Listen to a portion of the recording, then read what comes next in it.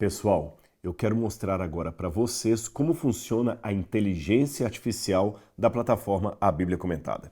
Você vem aqui, abre a caixa de diálogo e digita a sua pergunta.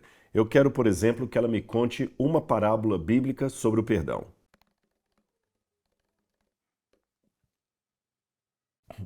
Então você percebe aqui que ela já me deu a parábola do filho pródigo, que está em Lucas capítulo 15. Agora eu vou fazer outra pergunta. Vamos lá. Qual era o nome dos filhos de Jacó? Vamos lá? Ela me deu todos os nomes aqui, olha. O nome dos filhos de Jacó eram Ruben, Simeão, Levi, Judá, Dan, Naphtali, Gad, Aser, Isacar, Zebulun, José e Benjamim. Contou direitinho. Mais uma perguntinha. Vamos agora saber quem foi chamado de discípulo amado. E ela falou bem aqui, olha. O discípulo amado referido na Bíblia é João, um dos 12 discípulos de Jesus.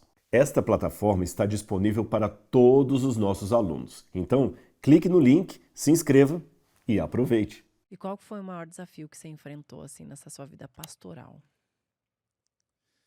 Aceitar o chamado. Né? Aceitar o chamado, porque o ministério que o Senhor me deu, ele foi se transformando com o passar do tempo, né? Ele vai se metamorfoseando. Eu sou um evangelista por natureza.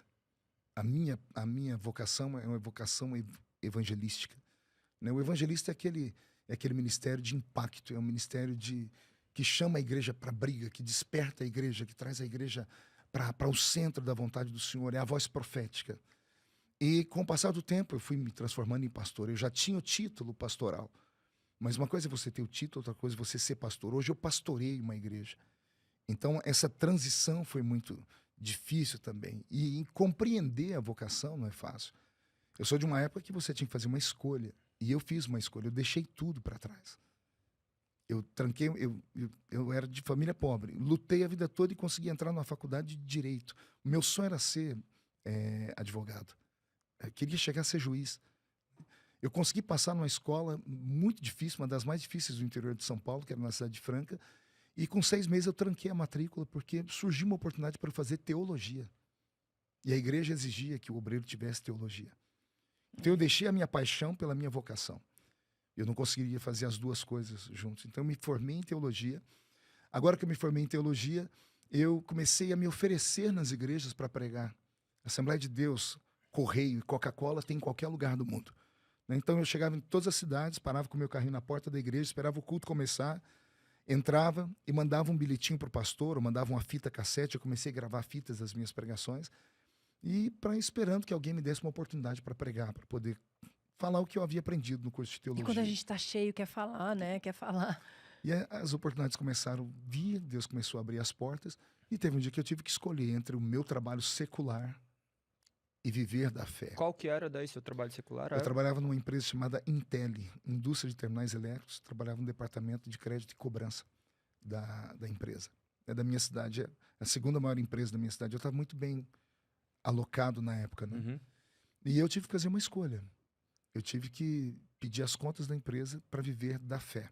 E ao mesmo tempo tem o medo, né? Pô, vou largar meu emprego agora. Por mais que a gente tenha fé, eu quero até que você fale um pouco sobre isso, porque as pessoas que estão de fora, elas imaginam assim, o pastor não sente vontade de fazer nada além, não é tentado, é aquilo, ele aceita aquilo com naturalidade. Por mais que a gente aceite, sim, porque nós estamos debaixo da palavra e nós cremos que aquilo que o Senhor falou é o que Ele falou e nós não temos que questionar, todos nós continuamos como seres humanos tendo vontades, sentimos medo. É automático isso. É da natureza do ser humano se fechar quando ele não encontra uma saída. E quando você fala em viver da fé, imagine, eu já era casado, já tinha uma filha, pagava aluguel, eu tinha uma brasilinha velha, que é um carro que o anticristo vai usar na grande tribulação para conduzir os desviados que ficarem na terra, que eu tenho pavor e trauma daquele carro até hoje. Então era uma vida muito pobre, mas era uma vida digna. E eu tinha onde, ganhava pouco, mas eu tinha onde me apegar. E aí, de repente, eu faço uma loucura. Eu vou na empresa e digo, olha, eu quero sair, quero que vocês me dêem as contas, porque eu vou tentar, vou viver da fé. Já era casado? Já era Já era casado. casado, Tinha já filho tinha uma já? filha. Já tinha a Karen. A Karen era é a minha filha mais velha, né? Então, nesse período, foi um período muito difícil. Porque eu pedi as contas e eu fui para a nossa reunião de obreiro geral dizendo, pastor, Não, agora o problema não é a reunião de obreiros, o problema é em casa. A minha esposa, ela sempre me incentivava. Eu falei, Mesmo uma isso? hora eu vou pedir as contas. E ela, vai, Ah, porque tá. Deus tem uma vocação na sua vida. O dia que eu cheguei e falei assim, pedi as contas, ela teve uma crise de choro. Ela correu pro quarto e pegou a Karen. E ela fez a pergunta, como é que nós vamos cuidar da nossa filha? Aí caiu a ficha. Aí parece que eu tive um choque de realidade. Eu disse, o que eu fiz na minha vida? E o que você pensava? Você pensava assim, Deus vai prover ou... Eu tinha um esquema. A gente, todas as vezes que você vai fazer isso, você tem um plano. Eu tinha uma Sim. estratégia.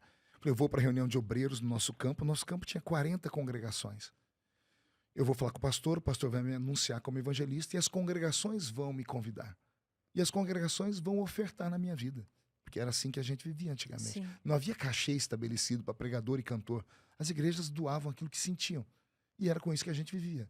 Então, eu fui e falei, e o pastor fez exatamente o que eu pensei. Ele foi no microfone e disse, a partir de agora, o irmão Feliciano, que é diácono da igreja, ele está lançando como um pregador itinerante, e eu gostaria que todos que estão aqui pudessem convidá-lo, para que ele pudesse ir pregar na sua igreja, né? Eu fiquei todo feliz. Terminou a reunião, falei, pô, vou encher a minha agenda agora de convites. Eu não sei se o pastor já tinha um código com os obreiros, e ele falando aqui, né, para eles fazerem exatamente o contrário, que ninguém mais me convidou para nada, nem para fazer festinha de criança. E eu era convidado para estar no campo todo pregando sempre. Todo sábado eu tinha uma igreja para pregar, todo domingo eu tinha uma igreja para pregar. Mas depois que ele me anunciou, ninguém mais me convidou para nada. E daí a gente se perguntou assim, será que eu... Aí eu vim pregar aqui em São Paulo, vim numa reunião de obreiros aqui em São Paulo, na Igreja Assembleia de Deus, uma reunião de obreiros grande, aqui já era do estado todo. Comentei a história com um amigo me indicou para pregar numa cidadezinha aqui de Campinas, numa igreja pequenina, lá no Jardim Eulina. Aí eu fui pregar naquela noite Jesus curou um menino de... Oh meu Deus, como é que era o nome da doença? É a doença que vai dando nos nervos. Ele entrou pela igreja arrastado. Como é que é o nome? Hepatite? Eu esqueci o nome. Jesus curou um rapaz. A família entrou com ele babando dentro da igreja. E durante a pregação, ele foi curado. Mas eu não orei por ele, eu não fui lá estender a mão por ele. Ele foi curado durante a pregação. E ele foi ao púlpito e pegou o microfone da minha mão e deu testemunho. Quando ele deu testemunho, a igreja foi aos céus e voltou. E ali tinha outros pastores, e outros pastores começaram a me chamar, porque falavam que onde eu ia havia curas. E as portas foram se abrindo, se abrindo. Você viu muitos milagres já? Muitos. Você viu milagres, por exemplo, de pessoas que saíram da cadeira de roda, de essas coisas? Um dia desse eu até contei isso num podcast, né? Perguntaram para mim dos sinais que eu vi, o que mais me marcou. Eu disse que quando eu fui a primeira vez no continente africano, eu fui em Angola, há 25 anos atrás. Angola ainda era tomada pela guerra civil. Jonas Savimbi ainda era vivo, que era o líder da UNITA. E eu preguei para um grupo de meninos e meninas sem pernas, sem braços, mais de 60 mil pessoas mutiladas por causa da guerra. E a igreja estava nascendo ali, a igreja evangélica estava nascendo, né? E eu fui pregar numa igreja não tinha teto, era parede e chão batido, e eram muitas lamparinas para iluminar, porque o bairro não tinha energia elétrica. O som que eu preguei era um microfone ligado numa caixa de som ligado numa bateria de carro, que era o que produzia energia para o microfone. E era uma festa de círculo de oração. E quando as mulheres ficaram de pé para cantar, porque não tinha cadeiras, elas estavam sentadas no chão, elas ficaram mais perto das lamparinas que estavam em cima. E então eu notei que todas as mulheres eram carecas. Estavam em 500 mulheres carecas. E aquilo foi um choque para mim, porque eu sou assembleiano, e naquela época ainda a Assembleia de Deus tinha problema com cabelo, mulher não cortava cabelo. E agora eu estou numa Assembleia de Deus, do outro lado do mundo, na África, e as mulheres estão tudo careca. Quando eu vi aquelas mulheres carecas, eu tomei um choque. O pastor, percebendo que eu tomei o choque, veio me explicar. Você está vendo as mulheres carecas? Eu falei, sim, o que aconteceu? Ele falou, teve um surto de piolho na aldeia delas. E algumas mulheres ficaram tão machucadas Meu Deus. que tiveram que raspar a cabeça, porque o couro cabelo delas foi comido pelos bichos. E no meio do grupo grande, a festa era delas, umas 10 mulheres dessas tiveram que raspar a cabeça. E elas não iriam participar da festa. Então as outras 490 chegaram à seguinte conclusão: se elas não vão, nós também não vamos.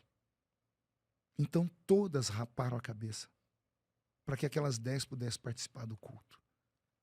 Imagina o choque para um religioso como eu, assembleiano, que mulher não cortava a ponta do cabelo, saber que 500 mulheres raparam a cabeça, 490 raparam a cabeça por causa de 10 que não iriam participar da festa. Eu nunca tinha visto um amor tão grande assim.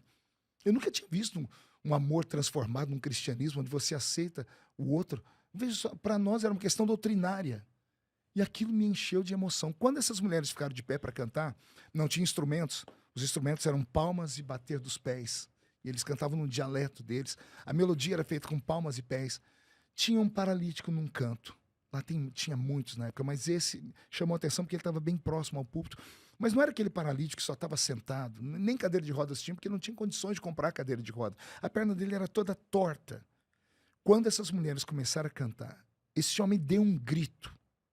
O grito dele foi tão estridente que a igreja inteira tremeu. Eu senti meu corpo por dentro tremer. Nós olhamos no rumo do grito, estava aquele homem, e ele falando, eles falam lá um português lusitano, né? E ele começou a gritar: "Ó Senhor, quisera eu ter pernas para poder dançar como elas estão a dançar para ti." Nós começamos a ouvir barulho de ossos estalando. Elas pararam de cantar, a igreja ficou em silêncio. Eu sempre comento isso com as pessoas. Um milagre extraordinário, ele não é fácil de ser visto. As pessoas sempre falam: não, quando alguém é curado, tem uma salva de palmas, todo mundo faz barulho. O milagre, quando ele é fantástico, ele causa pavor na gente, porque é o sobrenatural entrando no ambiente natural. Quando aquele homem ficou de pé, andou, caiu 2, 3 vezes, levantou de novo e ele se endireitou, a igreja toda caiu de joelhos no chão. Houve um silêncio por pelo menos uns 40 minutos. A gente tinha a impressão de que se levantasse os olhos, a cabeça, a gente ia ver Deus presente naquele lugar. Eu imagino, né? Porque presenciar um milagre É algo desses fantástico. nunca fantástico. mais vai ser a mesma pessoa, né? Nem nós que estávamos ali vendo aquilo. É, né? de nós, quem presencia nunca mais é a mesma pessoa.